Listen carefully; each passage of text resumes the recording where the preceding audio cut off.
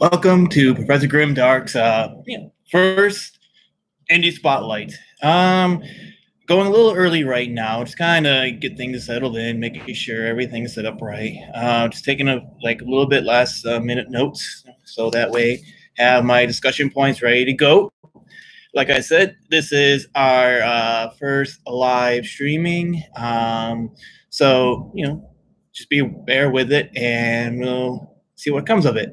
And I'm here to basically not to over criticize a author's piece because we are all still learning, and so I find it beneficial to um, think about the process itself. What is it that we learned? What can we do to use to go forward to improve our future works? Just a little bit about myself. So you're like, oh well, who is this guy and why should we trust what he's saying?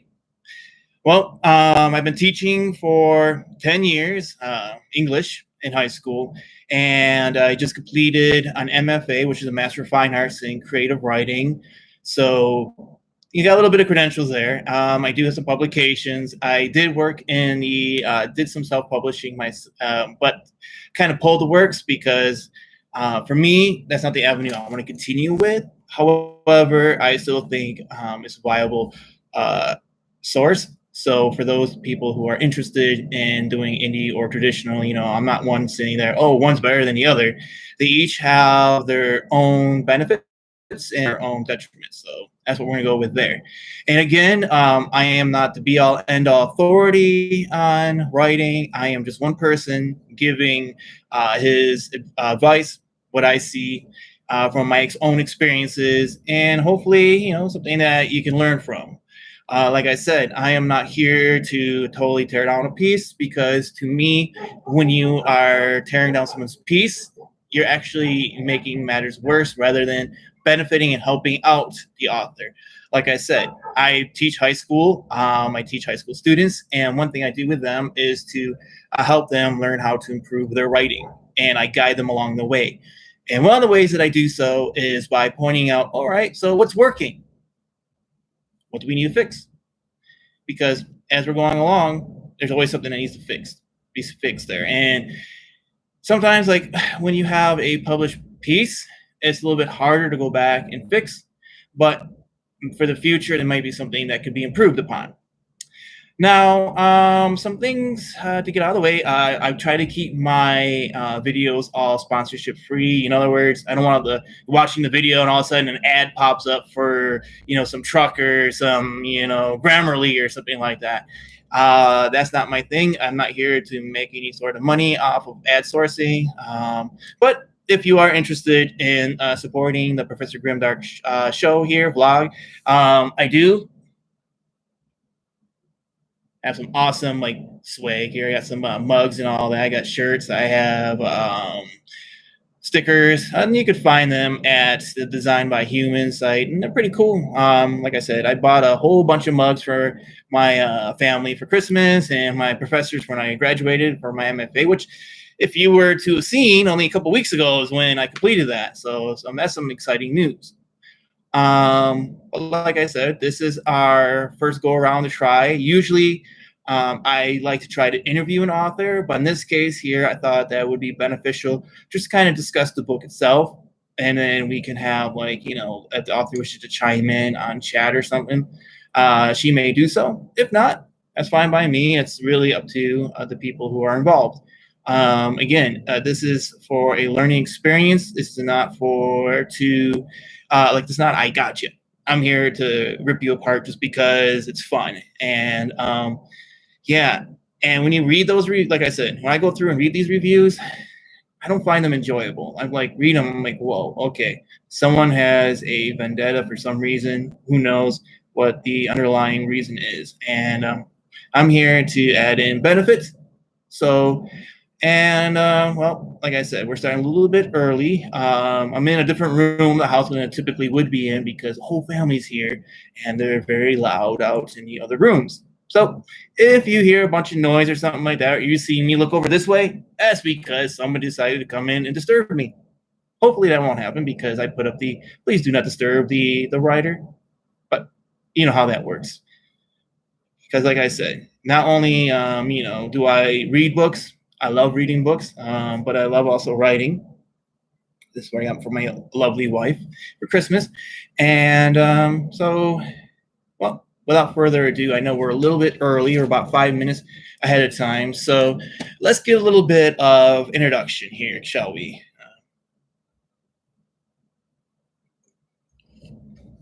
All right.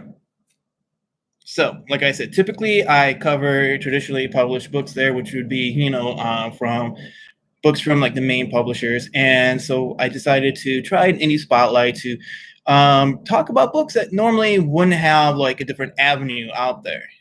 So the first one,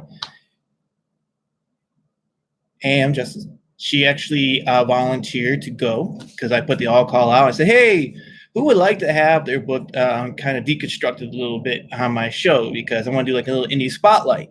And at first she was a little bit skeptical, and I understand. I mean, I would be too, especially since, oh no, is this going to be somebody who's going to tear my book apart? And like I said, I had to reassure. It's like, no, I'm not there. I'm not into it to, basically make the author look bad. Typically, at this point in the show, I'd be going over the elements of what grimdark fantasy is. But as I've discussed with the author, this book is not grimdark, and she agrees. I mean, in fact, it is fantasy, but it veers a lot towards what I would call like almost a light erotica in some ways. But there is a fantasy sci-fi element to it, and some of it, like it caught me off guard a little bit. I was reading, and I'm like, okay, so that happened. But it's not the first time I read that. I mean, if you read any of the Sword of Truth series, there you have Terry Goodkind. That's what he does always. Basically, you got a BDSM one for him, right? So, this is a little bit light stuff here. It's not too heavy, but you can tell that some of the themes in here are a little bit heavy. And they're dealt with in a way that I didn't think that were overdone in some ways. They weren't overly graphic, but they were done in a way that I think would be kind of, if you're into that sort of reading, then this book would be something that you might be interested in. Okay. So what were some of the positives I found in this book here? So I always like to go over what I found worked. All right. It has a nice cover. It has a nice back cover. It is very solid, very heavy. You can tell the way, it's not like some of these ones where some of the pages you're like, whoa, if I tug on them too much, they're going to kind of, fall apart. And lucky for me, I could tug on these things and it doesn't fall apart. That's good. Another thing I found while reading the piece was that the editing was well done. I found it quite smooth, at least for proofreading aspects. Nothing really stood out and caught my eye when it came to proofing. When I'm reading it, nothing like it caught me like, whoa, hang on a second. That seems to be out of, misspelling, wrong word, or punctuation, or even formatting. I mean, the formatting of the book itself seemed to be quite done well. So as you can tell here, you can see how she even will have breaks within the piece between sections. So within the chapters. And I like that like I said, it's great. There is a map to start off with and nice little contents. So, and each chapter will have some sort of heading with it to help kind of give you an idea of what's going on. Sometimes they match up really well. Other times I'm like here, and it's kind of like too generic in some ways. So, but overall, I found them to be useful, especially when switching characters. And she's got a lot of characters in this piece. All right. So, what are some things that I found to be rather interesting?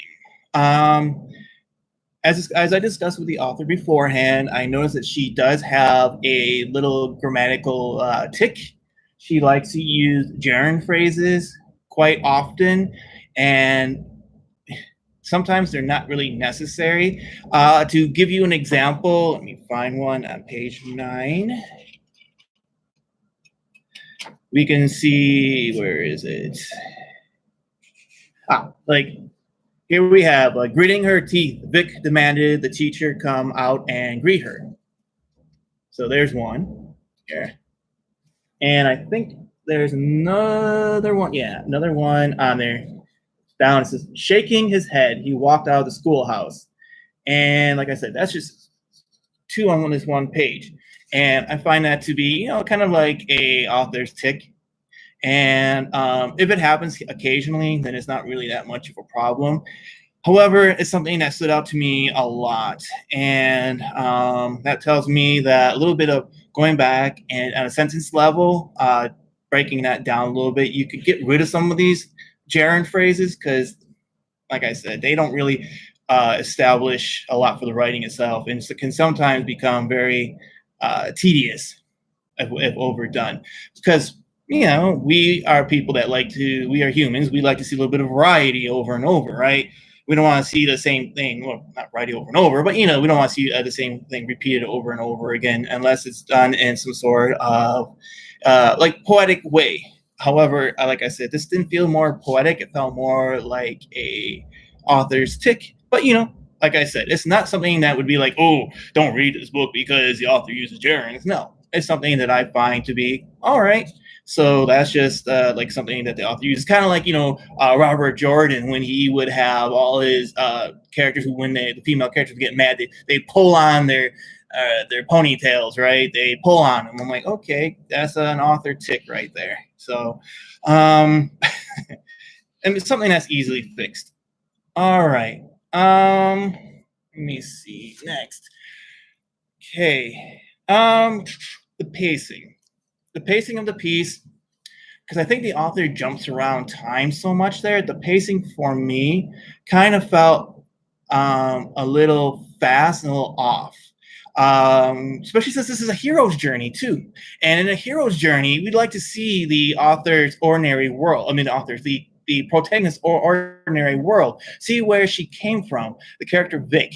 We know that she is some sort of scholar and someone who's in charge of keeping these important data pieces there for some future need. But at some point, you're like, okay, I want to know more about her world before she gets thrust out past the threshold and tossed off into the unknown. And I didn't get that. In fact, it's like we jumped ahead a lot in time because we see how Vic was studying, and the next thing we know, a couple pages later, she is receiving her sash. And later on, after that, we see how she is out into the world, enjoying a festival, the Solstice Scope, something like that. And so she's out there, and then it goes along, and all of a sudden, pirates attack. And then I'm like, whoa, okay, there's a lot happening here. So I don't really know the rules of this world to begin with, so I found that a little jarring. And I'm like, okay, so these pirates come in, and they're not just pirates, but they're slavers. So they come in to try to take people and take them away, as we find out later on, to be sold as like the pleasure places. So that to me, I really would like. I as a reader, I like to be grounded into a world first before I'm immediately thrown out. Because that way I can understand where the character's coming from and have more empathy for her when she's suffering later on. Not saying that you can't feel empathy, but for me as a reader, finding her grounded within the piece, in her world, and finding out, okay, these are the struggles that she's facing in her world, and these are the struggles that she's got to deal with in her ordinary time, and what makes them kind of like us in a way, but yet not like us. Especially, like I said, she's taken away so fast. And the book, I believe, starts off with kind of like a false start in a way, because it starts off with her on a boat being seasick, and then it jumps into her studies. So to me, starting in that one way almost felt like, oh, I'm going to try to do a prologue without giving you a prologue. And I'm like, okay, I can see how this would work, but I think this would be better off if it was taken out from that one point and basically put it into a different part of the book where we start seeing her struggles when she's being forced past the threshold beyond, when she got the call to action here. So I think this little preview about the call to action beforehand, I don't know if that really worked well for me. Okay, let me see. Like I said, there's a lot of characters in this book here, and sometimes a name will pop up, like Freddy just showed up out of nowhere early on in the pages, and I'm like, who's Freddy? Okay, Freddy's a little sad. He's a child, I think. And why? Why should I care? So sometimes, as writers, we have this picture of the characters in our mind, and the readers don't have that there. So sometimes we skip important information or things to help make that connection. So what happens is the characters come out kind of flat, and that happened. Especially since we were not grounded in that world. Now, if we were shown early on, like these different people, just doing little things, ordinary things, going along, and all of a sudden the world is being disrupted here by the pirates and slavers, and then we're like, oh, okay, oh man, I really feel bad for them, and I'm hoping that everything works out, and I, kind of like want to follow along on this journey to what's happening to them. So that's one other thing that I find that sometimes a lot of authors do is that they will create flat characters, which is also which also goes back to the world building itself. So if we're not established within the world, then coming back into trying to like put a character there, it's like, okay, we can't really have a round character in a flat world, so we kind of get like a little bit of a flat character in a flat world too. So those are some things that I found to be like areas that could be improved, especially when considering writing the next part of the sequel. Like I said, I'm not going to go all the way in depth into the book itself because I don't want to spoil it for readers. I just wanted to make sure that people got a good idea of what's happening early on. By no means would I say, hey, don't read this book because you may not enjoy it. No. I'm just saying, as a writer, as an educator, these are some of the things that I've noticed. And like I said, you all can disagree with me. I'm fine with that. But as part of being an educator and as a practitioner too, these are some things that I pay attention to. So if you have any type of questions or anything, I think there's chat that's been established. So I'm going to kind of keep it open for anybody that has any questions. And if you don't, here, I'll even bring up my my messenger. So if people have questions on the messenger going on, let me see. Here we go. So far, just waiting. Keep it open.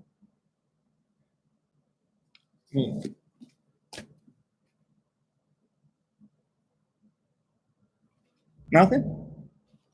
It's okay. Let me see.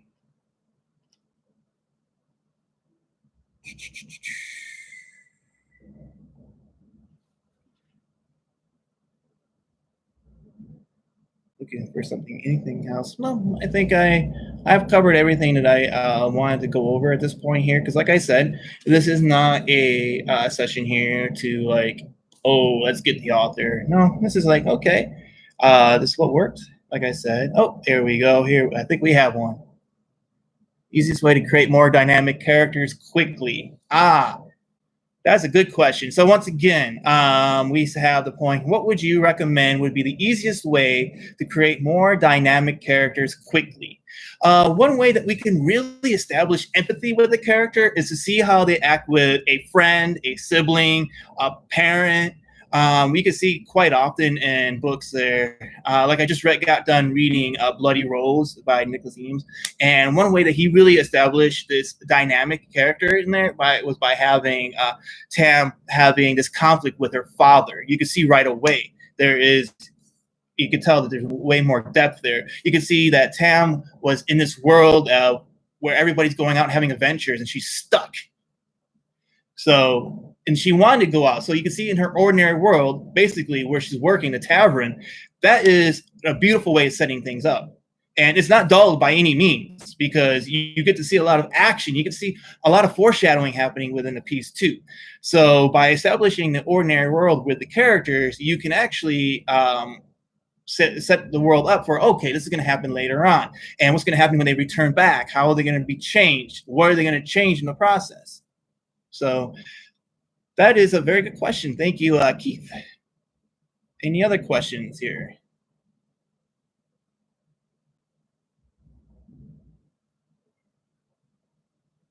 Let me see. Well, think about other dynamic. What are some of your favorite dynamic characters? So think about some of these characters that are out there that are like, we know we can almost give you like a family history. So that's another thing. And sometimes what you could do is you could do a little bit of note taking, and sometimes as authors, like I'll do that too. Like I'll put down like all this family stuff, and I'll read through and be like, oh, we don't need all that stuff. We only need this little bit, this little bit, this little bit, because some of it, sometimes we put our own little author notes within the piece itself, and we want to pull that out so that, you know, because otherwise it's too much excess. So it's almost like a balance. Good. All right. Well, I am going to keep the line open for another minute or so. If anyone else is interested, and or are there other questions? I'm here. World building. One definitely thing you want to keep in mind is what's your place, what's your time, what are some of the main events happening in your world at that time. So these are things to keep in mind, and you don't always have to answer them out there right on page one. You can drop them in, little hints here and there, and that's what I find. So it's sometimes challenging, especially you want to just get the characters in there and just get them into action. So that is definitely understandable that you just want to go out there and jump right in.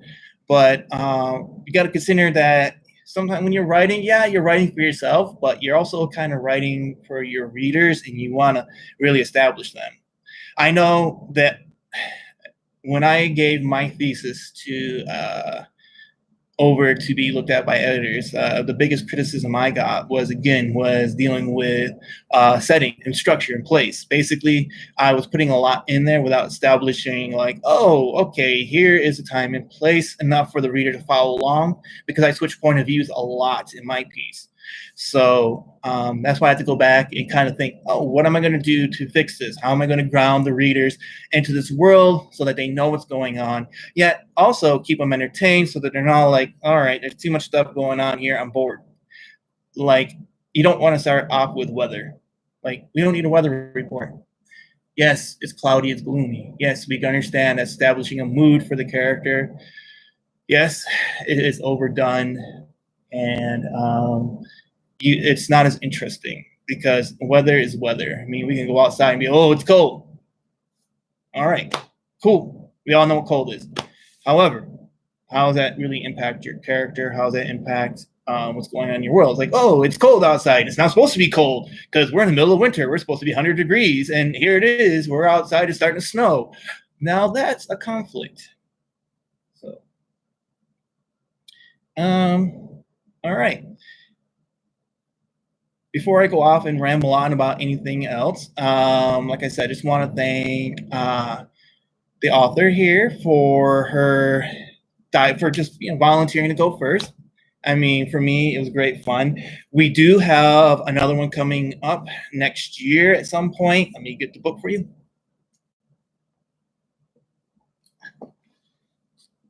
So, and the great reveal. So our next author on the Indie Spotlight would be